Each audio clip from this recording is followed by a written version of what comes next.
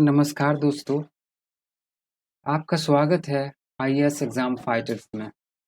आज 7 जुलाई है और द हिंदू में एडिटोरियल में जो टॉपिक दिया है, आज इसको खंगालते हैं, देखते हैं और डिस्कशन करेंगे, ठीक है? तो चलते हैं, देखते हैं कौन सा एक है टॉपिक है द हिंदू में inter internationalise the rupee without the coin tossing है ना? ये वरुण गांधी द्वारा लिखा गया है, ठीक है? तो इसमें हम देखते हैं, आज यही डिस्कशन करेंगे कि हमारे रूपी है क्यों नहीं इंटरनेशनलाइज हो पा रहा है, ठीक है?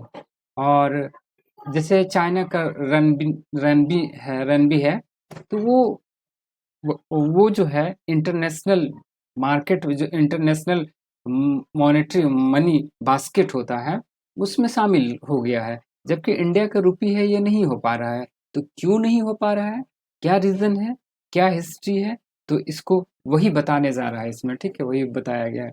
तो इसमें देखते हैं, आगे चलते इन 50वीं से 50 मतलब जैसे 50वीं से 1950वीं में 50 में देखा जाए, जब इंडिया आज़ाद हुई थी, तो इंडिया रूपी एक लीगल टेंडर था ऑलमोस्ट, मतलब जो जितना भी गल्फ कंट्री है वहाँ। अब सोचिए 1950 में 1947 में इंडिया आज़ाद हुई और 50 में इंडिया का एक लीगल टेंडर, मानी जो रूपी है एक लीगल टेंडर था, वैलिड था। कहाँ? यूएई में, कुवैत में, बहरीन में, ओमान में, कतर में, गल्फ गल्फ कंट्री में, विथ गल्फ मोनार्की परचेजिंग रूपी विथ पाउंड स्टर्लिंग, है ना? ये पाउंड स्टर्लिंग के साथ, मतलब पहले तो कनेक्ट था ब्रिटिश से। हम आज़ाद हुए थे, आज़ाद हुए कहाँ से? ब्रिटेन से आज़ाद हुए, तो हमारे पैसे जो मतलब रूपी है वहाँ लिंक उसका पाउंड स्टर्लिंग से था। तो जितना भी गल्फ कंट्री था वो उसके साथ खरीदता था और वहाँ लीगल टेंडर था, सब उसको वैलिड मानता था कि हाँ, रूपी में आप कुछ भी खरीदिए, एक्सचेंज कीजिए, वैलिड है, कोई दिक्कत नहीं। बात आ गई 1959 में, ठीक है? To mitigate the challenges associated with the gold smuggling, है ना? जो गोल्ड स्मगलिंग हो रहा था उसको कम करने के लिए रिजर्व बैंक ऑफ इंडिया मतलब संशोधन किया, और जो है ना, और गल्फ रुपीस लाया अपना। Reserve Bank of India Act है, उसमें संशोधन करके गल्फ रुपी लाया, है ना? With the note issue by the central bank for circulation only in the West Asia region, है ना? जो ये आरबीआई जारी करेगा वो जो है ना वेस्ट एशिया रीजन में है, हर जगह वैलिड होगा, वहाँ सर्कुलेशन, वहाँ मतलब सर्कुलेशन करेगा और वैलिड होगा, ठीक है? तो यहाँ हम ये देखें, हिस्ट्री देखें 50 में इंडिया का क्या पोजीशन था रुपी का, ये देखें। और फर्स्ट जब गोल्ड स्मगलिंग होने लगा तब मतलब ये गल्फ रुपी जारी किया और वहाँ वेस्ट एशिया में इसका सर्कुलेशन हुआ, है ना? यहाँ तक देखें। अब आगे चलते हैं। Holder of the Indian rupees currency were given 6 week to exchange their Indian rupee, है ना? इसमें दिया जाता अगर कोई पैसा रखा है तो 6 वीक में वो एक्सचेंज करना होगा उसको भी, मतलब ये आसानी से हो जा रहा था। जब 1966 में आया, है ना, इंडिया डेवलेट मतलब अपना करेंसी का वैल्यू गिरा दिया इंडिया, है ना, इट्स करेंसी, है ना, eventually causing some West Asia region country to replace Gulf rupee with their own currency। यहाँ प्रॉब्लम हो गया, यहाँ प्रॉब्लम ये हो गया जब इंडिया इंडिया जब मतलब अपना वैल्यू, जब पैसा का वैल्यू गिराने लगा, तब कोई कुछ कंट्री जो है गल्फ कंट्री अपना करेंसी जनरेट करने लगा, ठीक है, ठीक है। Flying confidence in the Indian rupee stability combine with oil revenue link boom, है ना, slowly led to the introduction of sovereign currency in the region, है ना? अपना अपना करेंसी इस तरह का, जब वहाँ तेल, है ना, ऑयल करेंसी मीन्स क्या, ऑन करेंसी, और ऑयल जब मतलब रेवेन्यू जनरेट होने लगा गल्फ कंट्री का, तो वो अपना खुद का करेंसी बनाना शुरू कर दिया कि हाँ नहीं, मेरा ये करेंसी चलेगा, आप रुपी नहीं चले। और बोल रहे 2023 में जो 2000 का नोट मतलब जो वापस लिया गया है, अभी जो वापस लिया उसमें और ज़्यादा मतलब इम्पैक्ट रुपी में इम्पैक्ट पड़ा है, ठीक है? तो यहाँ तक हुआ। और जो कि मतलब विमुद्राकरण हुआ 2016 में, उसमें भी इफेक्ट पड़ा इंडिया रुपी में, है ना? जो स्पेशली भूटान और नेपाल में मतलब चल रहा था उसमें दिक्कत हो गया, ठीक है? Both currency continue to fare additional policy change और ये जो है ना डिमोनेटाइजेशन तो है ही है, प्लस में आरबीआई द्वारा कुछ कुछ चेंज किया गया, तो उससे भी मतलब रुपी का जो है ना इंटरनेशनल में वैल्यू गिर गया। The rupee internationalisation cannot make a start without accounting for the concern express bye India's neighbours, है ना। जब तक कि हम इंडिया का नेबर है, जो पड़ोसी है, उसका हम कंसर्न जब तक कि हम नहीं कर सकते हैं, मतलब सॉल्यूशन नहीं कर सकते हैं, कंसर्न जो है कोई अगर इश्यू है तो उसको सॉल्यूशन नहीं कर सकते हैं, तब तक मेरा पैसे जो है ये रुपी है वो इंटरनेशनलाइज नहीं। इंटरनेशनलाइज कब होगा? जब इंडिया के पड़ोसी देश है, सपोज दैट नेपाल है, भूटान है, ठीक है, म्यांमार है, बांग्लादेश है, श्रीलंका है, पाकिस्तान तो वो तो अलग ही है, उसका तो कंपेयर नहीं करना है, वो अपना वो तो दुश्मन ही है, तो उसको नहीं करना। जब ये कंट्री में हम फ्रेंडली रुपी को हम सर्कुलेट करेंगे, तभी तो मतलब वर्ल्ड में हम पहुंच पाएंगे। अब अपना पड़ोसी ही ठीक नहीं है, तो कहाँ से होगा? नहीं होगा। इसलिए ये बोल रहा है, यही बोल कंसर्न, मतलब वरुण गांधी यही बोल रहा है कि सबसे पहले हम अपना पड़ोसी को बढ़िया करते हैं, ठीक है, जो इश्यू है उसको सॉर्ट आउट करते हैं, तब हम आगे देखते हैं। इसमें वेरी लिटिल इंटरनेशनल डिमांड है ना। अब रुपी का जो है ना इंटरनेशनल में, ग्लोबल में बहुत ही कम डिमांड है। The rupee is a far from being internationalised, है ना। The daily average share for the rupee in the global foreign exchange market 1.6 है। आप देख लीजिए कितना कम है ना। 1.6 है। डेली जो सर्कुलेशन होता है, एक्सचेंज होता है, इन्वेस्टमेंट होता है, जो है सारा मतलब इंटरनेशनल में 1.6 ही टोटल 100% है, जिसमें 100% में 1.6 ही मतलब रुपी का यूज होता है। जबकि इंडिया का शेयर जो है ग्लोबल गुड्स ट्रेड में अराउंड 2% है ना। ये भी ध्यान में रखिएगा, है ना। इंडिया का ट्रेड जो है गुड्स ट्रेड वो 2% के आसपास है। मनी सर्कुलेशन 1.6 है, तो ये ध्यान रखिएगा, ठीक है। यहाँ तक समझे। ये ये इश्यू बता रहा है, इश्यू मतलब दिखा रहा है, ये डेटा दिया है कि अभी ये स्थिति है, ठीक है। आगे देखते हैं। India has taken some step to promote the internationalization of the rupees, है ना। जैसे enable external commercial borrowing in rupees with the push to India bank to open vostro from the, है ना। ये कुछ कुछ कुछ कुछ ये किया है, जैसे मतलब इंडिया स्टेप लिया है कि हम मतलब दूसरे कंट्री में जाके अकाउंट खोलेंगे, और जैसे रूपी वस्त्रो वस्त्रो अकाउंट खोलेंगे ना। जैसे रशिया में खोला गया है, ऐसे ऐसे रशिया में अभी खोला गया वस्त्रो, वहाँ इंडियन रुपी में एक्सचेंज होगा, जो मार्केट में खरीदना है जैसे इंडियन रुपी में खरीदेंगे, ठीक है। यूए में हो गया, श्रीलंका में हो गया, मॉरिशस में ये सब काम कर रहा है। टोटल 18 देश बोल रहा है अभी, मतलब जो कि मतलब इंडिया का रुपी यूज कर रहा है। अगर such transaction have been limited, मतलब ये ट्रांजेक्शन भी है जो कि लिमिटेड ही है। जैसे स्वैप स्वैप एग्रीमेंट है ना, हम किए हैं श्रीलंका से, तो यहाँ रुपी में हम इसको पैसा देते हैं, और रुपी में वो क्या करेगा, रुपी में ही हमसे खरीद सकता है सामान, तो ये है। तो ये लिमिटेड है। और अभी भी हम डॉलर में ही रशिया से तेल खरीद रहे हैं, और अभी नेगोशिएशन चल रहा है, ठीक है। जबकि इसका जो है 40 बिलियन डॉलर के आसपास मतलब ये दिखा रहा है, ठीक है। 40 बिलियन डॉलर के आसपास मतलब हम खरीदते हैं, तो ये हमें काम करने की ज़रूरत है अभी, ठीक है। तभी इंडियन रूपी जो है एक्सपेंड करेगा, तो वो उसको जो है ना इंटरनेशनल बास्केट में इसको शामिल करना पड़ेगा, ठीक है। आगे अब आ गया है ये, है ना, reserve currency. For a currency to be consider a reserve currency वही बोले कि बास्केट में 5, अभी टोटल का 5 या 6 करेंसी है। जैसे अब यूएस हो गया, यूएस का हो गया, स्टर्लिंग यूके का हो गया, है ना, यूके का हो गया, जापान का हो गया, चाइना का हो गया, ठीक है। और चाइना का हो गया, जापान का हमको लगता है फ्रांस का एक है इसमें, इसको देख लीजिएगा। 4 5 है टोटल, 5 है, ठीक है।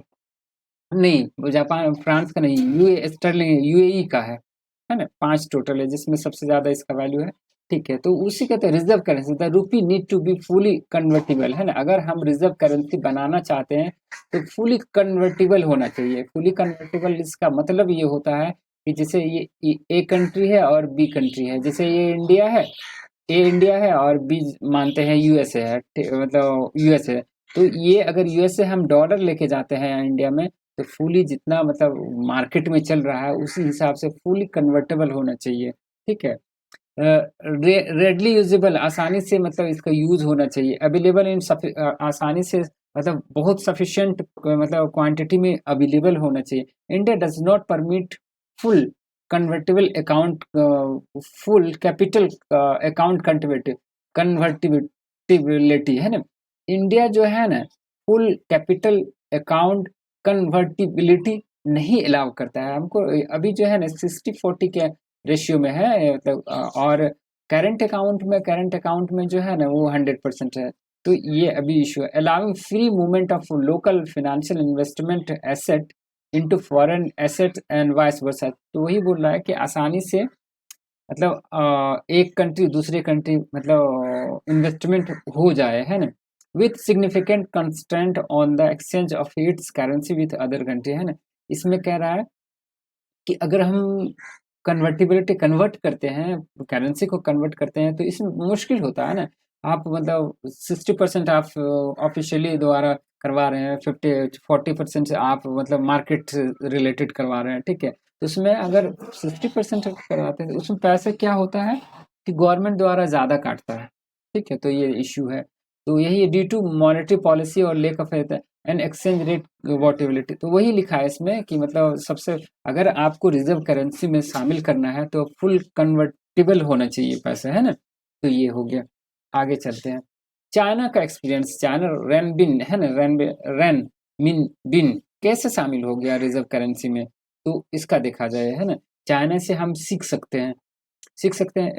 हैं कि कैसे शामिल है। China example is in internationalizing the renminbi has lesson है, as a online article highlighted है, एक ऑनलाइन आर्टिकल बिफोर 2004 का renminbi could not be a use outside China, है। 2004 से पहले जो है चाइना का रेन मिन बी जो है ना बाहर नहीं यूज किया। 2007 में इसको डिन सुम बॉन्ड जारी किया, ऑफशोर रेनबिन बॉन्ड जारी किया और इस क्रिएट किया, है ना, विथ फाइनेंशियल इंस्टीट्यूशन। हांगकांग में इसको अलाउ कर दिया है।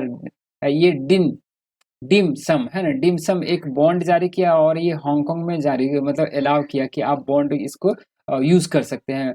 और 2008 के बाद ये तो फिर मतलब फेज मैनर में अप्रोच किया और मतलब ये जितना भी ट्रेड होने लगा चाइना के साथ, जितना भी ट्रेड होने लगा, कॉमर्स होने लगा, वो रेनमिन बी में ही शुरू हो गया, इन्वेस्टमेंट हो गया। तो ये मतलब रिजर्व करेंसी इस तरह ये रिजर्व करेंसी में शामिल हुआ, ठीक है। आगे देखते हैं।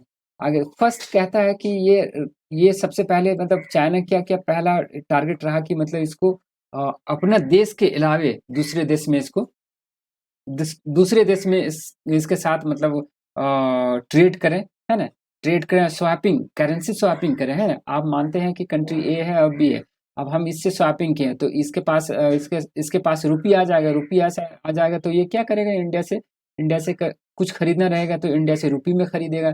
तो ये जो है ना रुपी का इंटरनेशनलाइज होगा इसी तरह। अब एक कंट्री से है, 2 कंट्री, 3 कंट्री, 4-5 कंट्री, 6 कंट्री से इस तरह लेते हैं।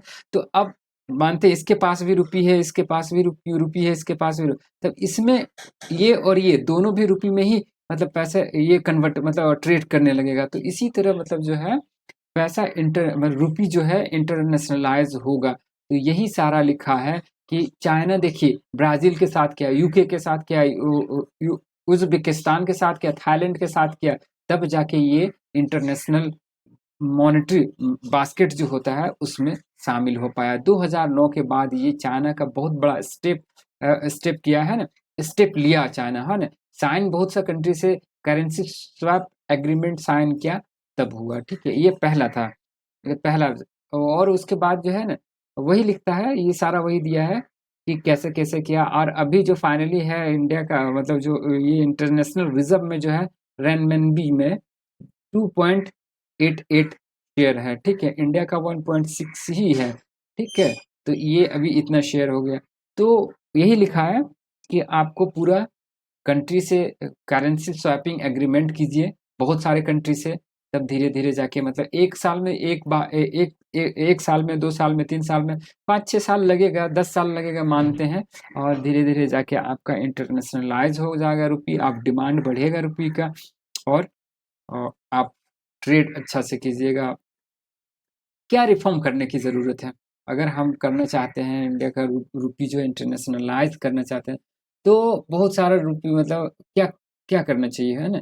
Many reform can be pursued to internationalize the rupee, है ना? It must be made more freely convertible, है ना? सबसे पहले मतलब कन्वर्टिबल जो है ना, अभी 60-40 कैपिटल अकाउंट कन्वर्टर है, तो उसको आप लीनिएंट कीजिए, ठीक है? अगर लीनिएंट करते हैं with a goal of full convertibility by 2060, है ना? 2060 में आप अलाउ कीजिए कि ये 100% हो कैपिटल अकाउंट में कन्वर्टिबिलिटी 100% हो, ठीक है? Letting financial investment move freely between India and abroad, है ना? आसानी से मतलब इंडिया का जो फाइनेंशियल इन्वेस्टमेंट हो, आसानी से इंडिया और अब्रॉड में मतलब हो। This would allow the foreign investor to easily buy and sell the rupees, है ना? Enhancing its liquidity and making it more attractive, है ना? ये सब है कि मतलब अगर आप ये सब करते हैं, फुल कन्वर्टिबिलिटी रखते हैं, आसानी से मतलब आना पैसे मतलब आसानी से रुपी आ जाए, डॉलर आ जाए, तो इसमें क्या होता है, इन्वेस्टर जो होता है उसको खरीदने और बेचने में आसानी होगी, जिससे और लिक्विडिटी का आप कमी नहीं होने दे होने दीजिए, तो ये अट्रैक्टिव ज़्यादा होगा, मतलब खींचेगा ज़्यादा मतलब इन्वेस्टर को, ठीक है? The RBI should pursue a deeper and more liquid rupee bond market, है ना? अब बॉन्ड मार्केट को, रुपी बॉन्ड मार्केट को आप ज़्यादा मतलब बढ़ावा दीजिए, ठीक है? Enabling foreign investor and Indian trade partner to have more investment option in rupees, है ना? जो फॉरेन इन्वेस्टर है या इंडियन ट्रेड पार्टनर मतलब ये आप ये फैसिलिटी प्रोवाइड कीजिए, जो फॉरेन इन्वेस्टर और इंडियन ट्रेड ट्रेड जो करता है उस पार्टनर के साथ, इंडियन ट्रेड पार्टनर के साथ, उसको ज़्यादा से ज़्यादा आप रुपी में ट्रेड करवाइए, है ना? एनेबलिंग इट्स इंटरनेशनल यूज, है ना? आप अगर फॉरेन इन्वेस्टर आता है तो जाहिर सी बात है ये लेके जाएगा रुपी लेके जाएगा, तो वो दूसरे कंट्री में भी इन्वेस्टमेंट करेगा, तो ये सब अब स्टेप उठाने की जरूरत है। India exporters and importers should be encourage to invoice their transaction in rupee, है ना? आप एक्सपोर्ट कर रहे हैं, इम्पोर्ट कर रहे हैं, तो उसको ज़्यादा से ज़्यादा आप जहाँ तक पॉसिबल हो रुपी में कीजिए, ठीक है? तो ये हो गया आपका एडिशन। करेंसी स्वैपिंग एग्रीमेंट कीजिए बहुत सारे कंट्री से, है ना? अगर अगर बहुत सारे कंट्री से कर लिए करेंसी स्वैपिंग एग्रीमेंट, तो वो दूसरा कंट्री रुपी में ही मतलब ये ट्रेड करना शुरू कर देगा, तो उससे भी मतलब जो है रुपी इंटरनेशनलाइज हो जाएगा without sorting out reserve currency. हाँ, तो ये हो गया। और फिर कहता है कि टैक्स इंसेंटिव टू फॉरेन, मतलब आप जो है ना टैक्स इंसेंटिव, अगर टैक्स इंसेंटिव मीन्स मतलब अगर फॉरेन इन्वेस्टर आता है और इंडिया में रुपी का इन्वेस्टमेंट करता है रुपी से, तो उसको टैक्स में छूट दीजिए ताकि बढ़ावा मिले, है ना? तब वो अट्रैक्ट होगा, ज़्यादा आएगा। ये हो गया। और इसमें कहता है a start could be made to push for the making rupee officially currency, है ना? बहुत सारे आप ये भी कीजिए कि बहुत सारा इंटरनेशनल ऑर्गेनाइजेशन है, उसमें आप मतलब उसको बोलिए कि मतलब रुपी को ऑफिशियल दर्जा दीजिए, है ना? तो ये तभी तो मतलब अगर इंटरनेशनल ऑर्गेनाइजेशन अगर ये रुपी को ऑफिशियल दर्जा दे देगा, तो इसमें क्या होता है कि ज़्यादा आदमी इसमें ट्रस्ट बनेगा, है ना? कि हम कहीं भी इसको लेके जाएँगे, तो ये मेरा काम आ जाएगा। तो ये सब काम करना है इंडिया को, है ना?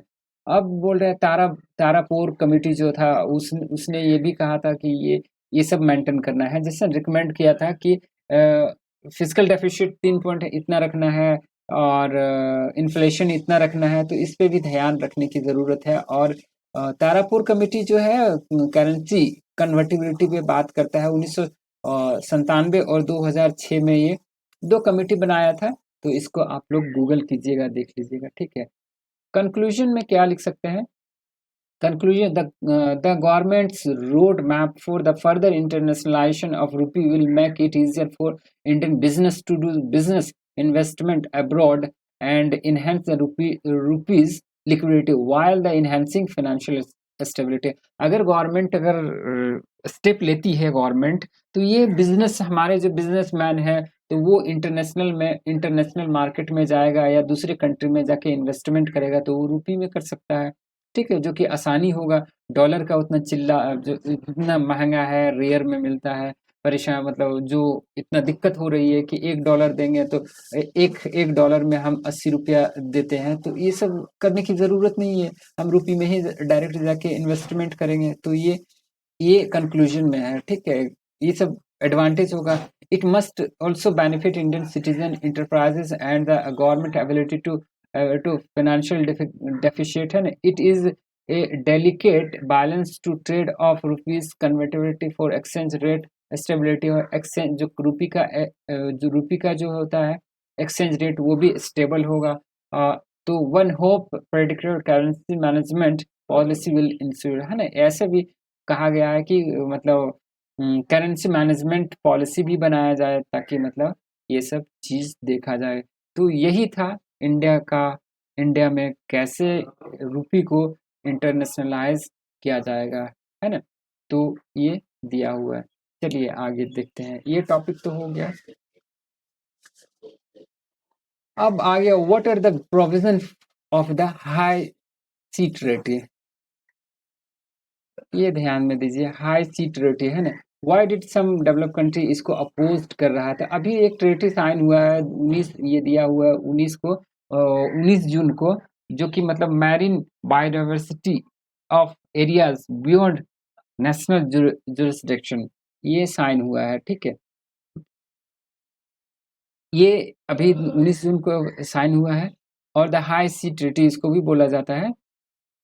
It become the third agreement, ये तीसरा एग्रीमेंट है, जो कि पहला 1994 को साइन हुआ था, दूसरा 1995 को, और चौथा अभी 2023 में 19 जून 2023 में, जो कि मतलब marine biodiversity of areas beyond national jurisdiction ये साइन हुआ है, ठीक है।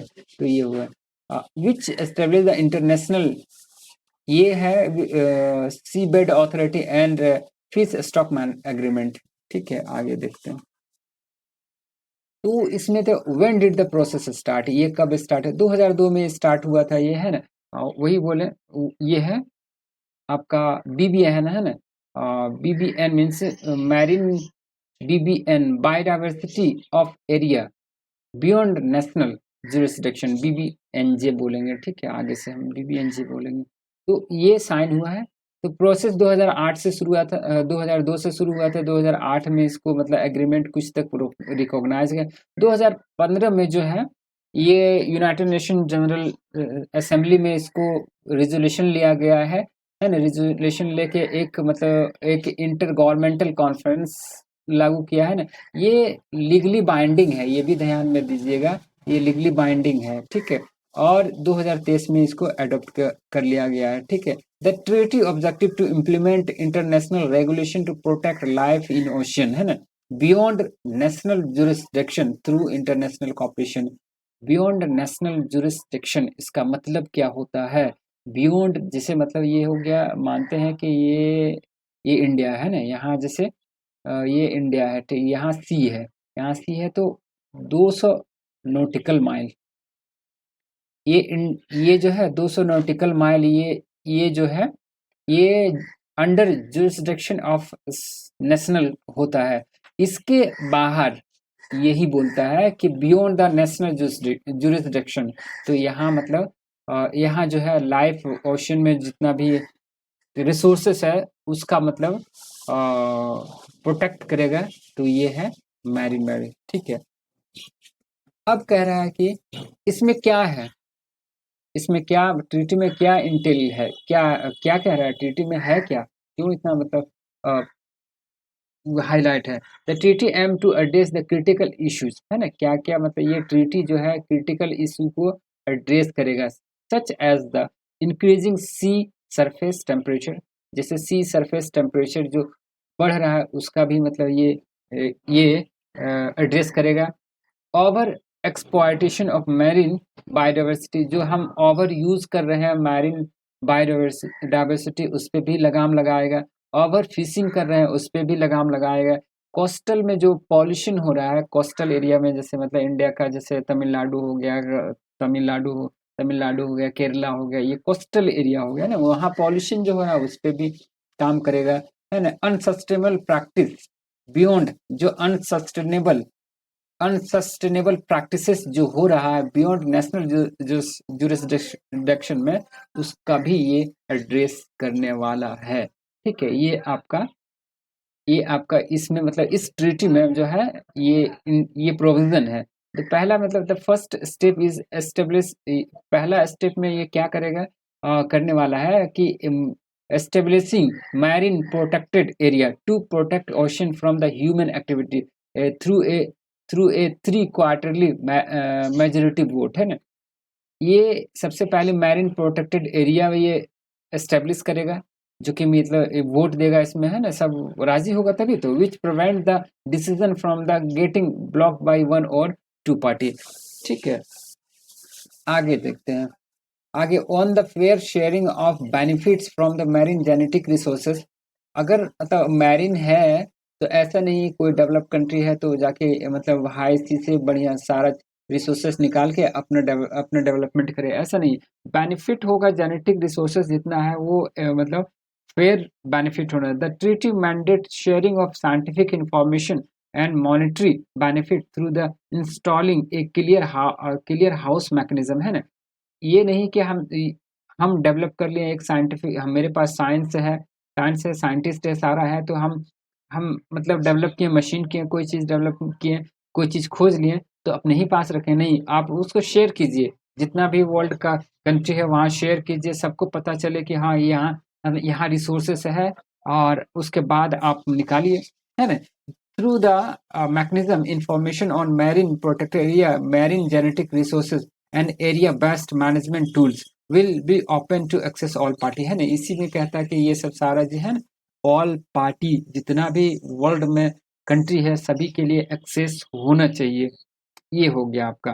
फिर देखते हैं, this is to bring transparency and boost cooperation. इससे क्या होगा, देश में मतलब देश में एक ट्रांसपेरेंसी आएगा, है ना, एक पारदर्शिता आएगा और एक दूसरे से कॉपरेशन भी बढ़ेगा। और लास्ट पिलर में ये कह रहा है, treaty is capability building and marine technology. ये क्या करेगा, ये ट्रीटी जो है ना बिल्डिंग करेगा, marine building and marine technology है ना, कैपेसिटी जो रहेगा वो मतलब ये ट्रीटी ये अलाउ करेगा कि एक मैरिन टेक्नोलॉजी बनाया। The scientific and technical body will also play a significant role in the environmental impact assessment। ये काम करे, साइंटिफिक एंड टेक्निकल बोर्ड होगा ये जो है ना, इसको इन्वायरमेंटल इम्पैक्ट असेसमेंट भी करेगा ये। ठीक है, the body will be creating standard and guideline for the assessment procedure and helping country with less capacity in carrying out assessment. This will facilitate the conference of party to trace future impact, identify data gaps, and bring about research